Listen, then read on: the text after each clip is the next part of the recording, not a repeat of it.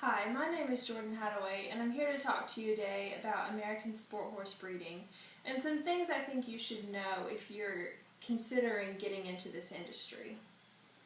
The first thing we need to talk about are the recent technologies that are advancing our industry. And the first thing is artificial insemination. This has allowed the breeding business to become a global market.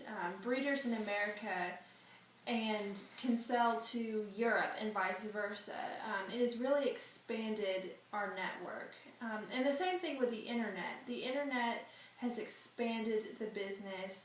It's allowed for breeders to become more researched, share their ideas, promote their offspring, sell their offspring. It's really created, like I said, a global marketplace. However, as with every good thing, there is a cost to this. As you can see in this picture, this honestly, sadly, is what a lot of horses in America look like right now. A lot of them are in shelters or abused or neglected because right now we have too many horses.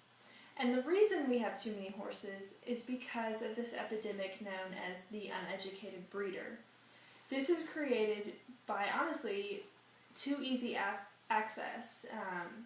Because of the internet and artificial, breeding has become so easy that people are just breeding to breed without considering the costs and the responsibilities associated with breeding.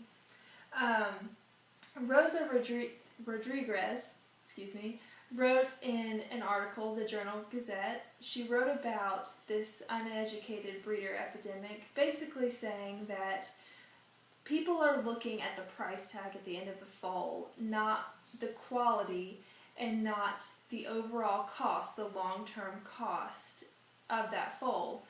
What is the long-term goal for that horse?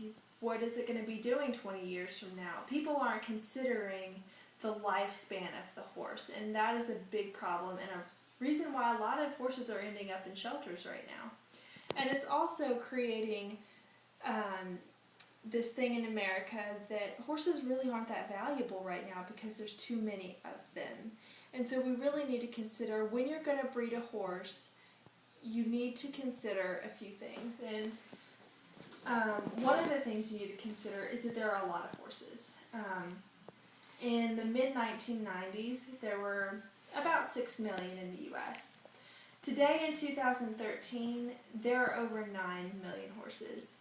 And that's a crazy number, and it's really reduced the value of horses altogether. Horses are not as valuable as they once were. People aren't going to pay as much for them, and you really need to consider, if you're going to breed, make sure it's good. Which is why the importance of research and education are just so important. To stop this epidemic of the uneducated breeder, I challenge you today, if you want to get into this field, you really need to educate yourself. You really need to research. And one of the things you really need to consider is know what people want. Know what people are looking for. That may sound silly, but a lot of breeders don't think about that. They don't think about what people are going to buy. They think about what they want or what's convenient at the time. To be successful, you need to know what people want. You also need to know what people are charging. Some things I've seen is breeders don't know what to even charge for their offspring they breed, and that's a problem. You need to know what people are breeding and what they're charging for that horse. And the third thing, which I think probably is the most important thing, and the reason why there's so many horses in shelters right now, is people don't consider the quality of their mare. They look at the stallion and big flashy pictures and videos and everybody knows who they are, but they don't consider the quality of their own mare, which according to the Equine Genetics and Selected Procedures Handbook, the mare contributes, not genetically, but behaviorally, about 55 to 60% of what goes into the foal. So you need to know, does the cross work? Is your mare worth it? So in conclusion, you need to know what to breed, how to breed, and when to breed.